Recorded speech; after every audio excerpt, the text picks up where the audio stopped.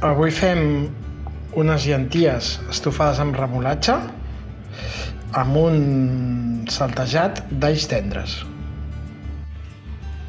Comencem la recepta posant a coure les llenties partint d'aigua freda amb una ceba tallada d'aquesta manera, així a rodanxes molt gruixudes.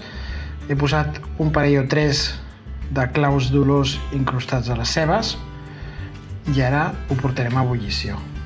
Mentrestant, pelem i tallem la remolatxa per afegir-la més o menys quan estigui a punt de bullir. Les llenties ja bullien, però a l'incorporar la remolatxa, una remolatxa sencera, grosseta, doncs evidentment separat la cocció.